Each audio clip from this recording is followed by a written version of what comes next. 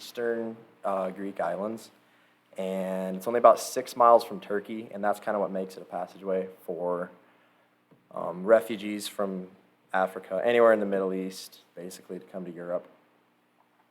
They start out their journey. Some of them have the money to fly, or I guess there's trains part of the way. They hitchhike, or who knows, maybe walk, or pay a smuggler. Whatever way, they make the trek to Turkey. Depends where they live. I mean, it's a long ways. It's 1,000 miles plus. Anyway, once they make it to Turkey, basically, that's the westernmost part of Turkey that they can cross water into Europe. They find a smuggler, or they find a raft or a fisherman, somebody who'll take them across like the little 6-mile channel to this island that I was working on. And all while trying to avoid the Turkish police, because the Turkish police are not fond of refugees at all whatsoever. There's many guys have told us they just got put in prison for months. They were stuck in Turkey for no reason, and that's really not good on their record and does not help basically their chance of getting a European passport. When they go to Lesbos, they go at night because there's Coast Guard all over that area. There's police with spotting scopes watching the water, watching for boats coming across, and they try to sneak across at night. What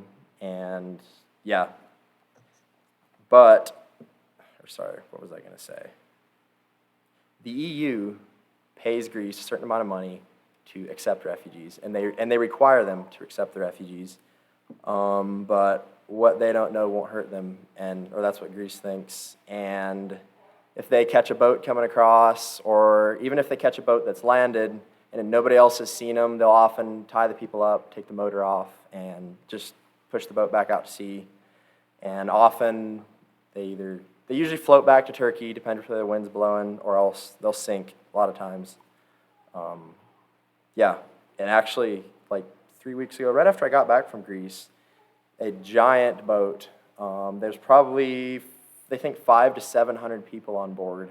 It was heading from Turkey. I think it was heading to Italy. It wasn't heading to the camp that I was working in. And somehow it sank, and they rescued about 120 of this, like 500 to 700 people.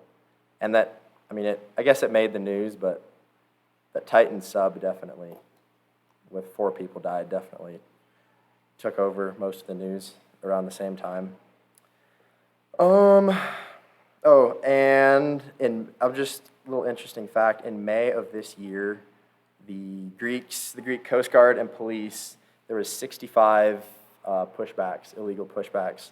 So 65 boats, basically, that they sent back to sea. And there's lots of NGOs, and there's lots of organizations trying to document the refugees as soon as they land, so the public knows about them, so then they can sue the police when they push them back to sea. Things like that. There's a lot of politics involved. But anyway, once they make it to land in Greece, they usually run and hide in the woods because they don't want the police to find them. But eventually someone has to find them, and generally when they make it to land and people see them, they get brought straight to camp, and then that's kind of where our work starts. We register them into camp and go from there. The refugees are coming from Palestine, Sudan, Eritrea, Somalia, Afghanistan, and Syria, and those just a few of the more popular ones. There's I think they said 30 different nationalities in camp on a normal day, so there's a ton of people there. They'll usually spend, 3 months to the longest guy I know that's there has been there for 7 years working on getting their paperwork.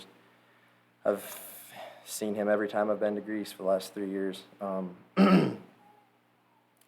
All the different nationalities that people are from can often cause a lot of issues in camp. For example, like the Sudanese and the Palestinians really hate each other, and there has been giant fights in camp and people trying to kill each other, and it definitely gets out of hand sometimes. So I-58, they're just an organization outside of camp, basically, that they recruit volunteers like me. They help with travel, with food while you're there. We have a meal. Every evening they provide a meal. I provide the rest of the meals. They provide lodging and things like that while you're there. But while we're working in camp, we're known as Eurorelief. We wear a Eurorelief vest and badge. And that's a big organization out of Europe, and they're basically just our rite of passage to work in camp. There's probably mostly European volunteers on that, so it's really good. It's pretty diverse. There's a few different NGOs in camp right now. There's NGOs NGOs stands for non-government organization, basically, and the government is set up to run the entire camp by themselves, but these NGOs work their way in and just try to do these little things to help out the refugees while they're there. There's laundry, food, all kinds of different stuff.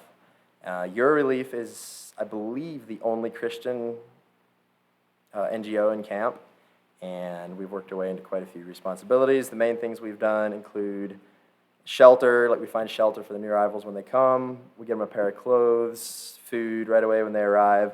We have hygiene shops and clothing shops, a place where they hand out diapers and lotion and all kinds of stuff like that. And we have community centers in camp, one for men, one for women, and that's a fun place to go. The community center for men, they have just a bunch of board games in there. They have a couple barbers in there, tailors. There's usually 30, 40 guys in there at all times. There's a PlayStation they'll play soccer on. And it's good. It's good to have something for them to do. Other than that, there's nothing else for them to do. In the women's, they have sewing machines, and they do henna and make jewelry and all kinds of stuff. And anyway, I think that's pretty cool. We have systems in place in camp for a lot of the refugees. Like I said, we have barbers, tailors. We have maintenance guys. We even have a workshop to teach trade skills to people. There's all kinds of tools there. There's a little lathe and sanders and all this stuff. Mostly woodworking. I mean, there's welders and stuff there too. We have refugee guys come in that know the trade very well, and they teach basically younger kids that want to come learn. And that's super cool. And they build stuff for people in and outside of camp. They sell stuff outside of camp. That's something good for them to do. I think one of the most important things we do there is give the refugees something to do. Especially lately, the government has been taking over more and more things like shelter and food lines. And then because, I don't know, they think they can do a better job at it, but kind of doubt that. But anyway, that's a really big political thing too. So we've been getting into more relational stuff and, just trying to keep the refugees busy. We also have probably 15 translators, all different languages, that work with us, every day. Kind of about what I did while I was there, my role in camp was I was the maintenance coordinator, and I was a part-time shift leader. As far as maintenance goes, people would come to me with projects such as tables, chairs, porch roofs, shade structures were kind of the most common things, flower pots, all kinds of stuff, and I had 4 resident volunteers working for me. They're all Somalian guys. Ibrahim, Abdurrahman, Kulo, and Mohammed. They're a good group of guys. The one could speak some English, and you tell him stuff, and he'd translate it to the rest. Anyway, through signs and wonders, we got it figured out.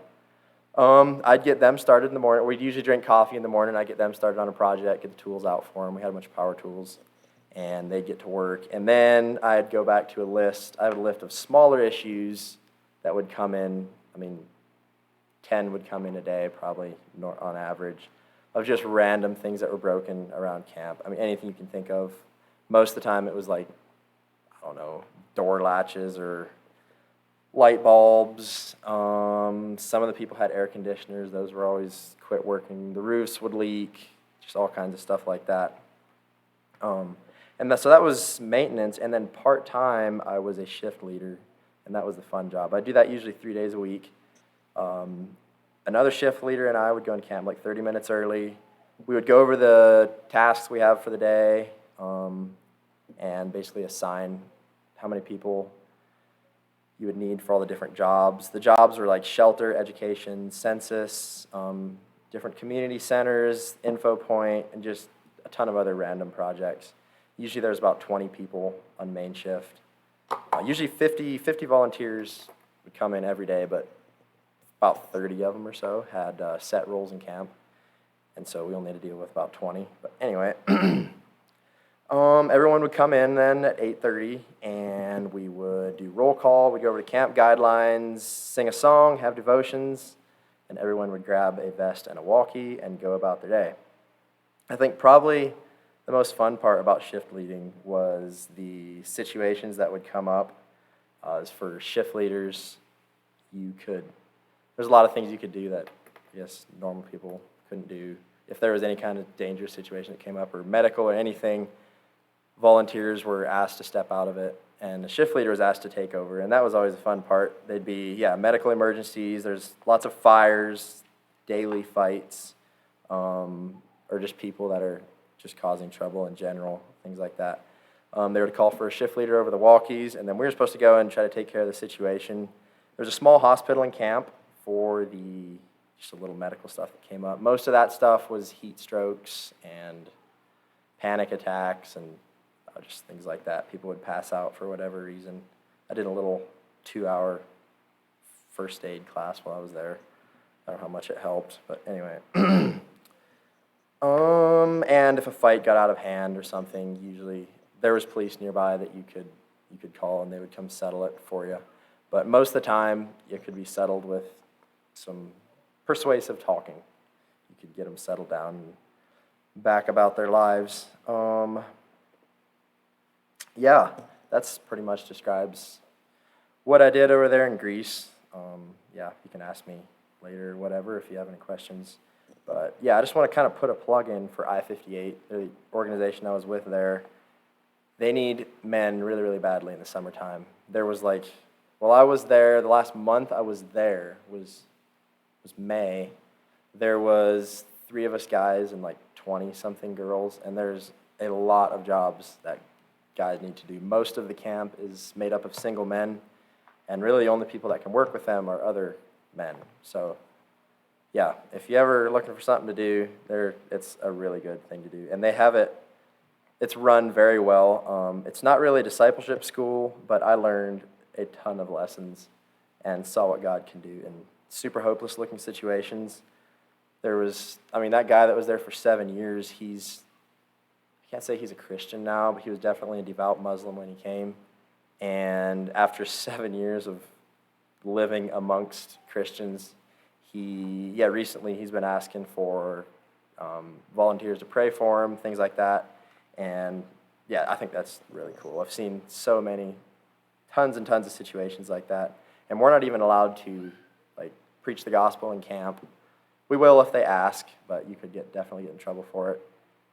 So most of what we do is just through our actions, and they see that, and they're looking for something much, much greater than Allah. For church every Sunday, there's this place I-58 set up. It's called the Oasis, and everyone was invited. Anyone from camp, any volunteers, any Greeks, and it was really cool. It was cool to see. There's a couple hundred Americans, Europeans, and then all these different kinds of Africans or Afghanistan. They'd have the message up on the screen in a couple languages, and that was just really, really cool. There's 90% of the camp is Muslim, but there's a small group of Christians in camp, and they invited me to their Easter service they had in camp this year. It was pretty cool. Made a bunch of food, and there's all kinds of singing and dancing, but really enjoyed that. Anyway, that's all I have to say about that. I guess we can move right into prayer requests, if you guys have any prayer requests.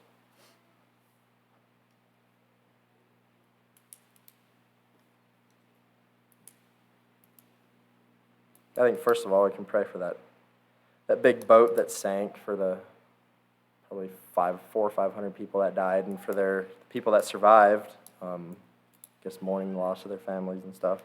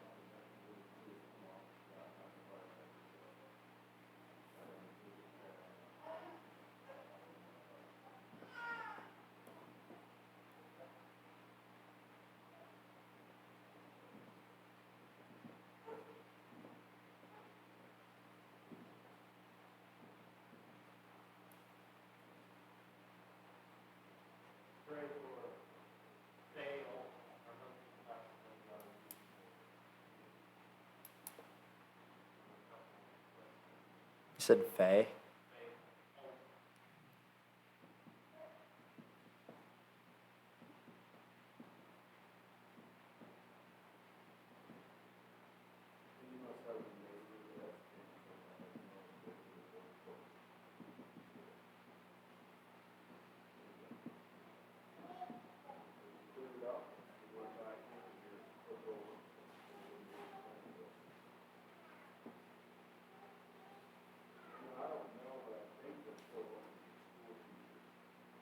Mm.